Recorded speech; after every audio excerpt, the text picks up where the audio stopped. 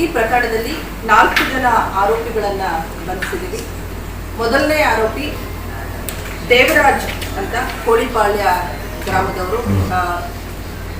ಒಂದು 55 ವರ್ಷ ವಯಸ್ಸಾಗಿದೆ. ಈತ ಈ ಹಿಂದೆ ಮೈಸೂರಿನಲ್ಲಿ ನಡೆದಂಥ ಕೊಲೆ ಪ್ರಕರಣದಲ್ಲಿ ಆರೋಪಿಯಾಗಿ ಶಿಕ್ಷೆ ಕೂಡ ಅನುಭವಿಸಿ ಬಂದಿದ್ದಾರೆ. ನಂತರ ಎರಡನೇ ವ್ಯಕ್ತಿ ದೀಪು ನಾಯಕ್ ಅಂತ, ಇವನು ಚಾಮರಾಜನಗರ ಹೌಸಿಂಗ್ ಬೋರ್ಡ್ ನಲ್ಲಿ ಇರ್ತಕ್ಕಂಥ ವ್ಯಕ್ತಿ.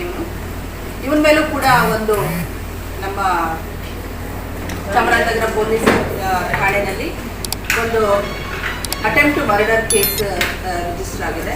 ನಂತರ ಮೂರನೇ ಆರೋಪಿ ಅರ್ಜುನ್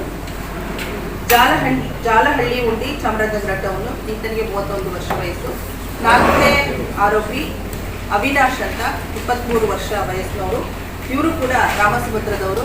ಈ 4 ಜನ ಆರೋಪಿಗಳನ್ನು ನಾವು ವಶಕ್ಕೆ ಪಡ್ಕೊಂಡು ಅವರನ್ನು ಬಂಧಿಸಿ ಈಗ ನ್ಯಾಯಾಂಗ ಬಂಧನಕ್ಕೆ ನೀಡಲಾಗಿದೆ.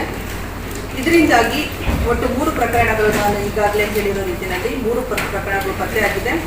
ಒಂದು ಪಟ್ಟಣ ಪೊಲೀಸ್ ಠಾಣೆ 63/2025, 70/2025 ಹಾಗೂ 7/2025 ಈ 3 ಪ್ರಕರಣಗಳು ಪತ್ತೆಯಾಗಿದೆ.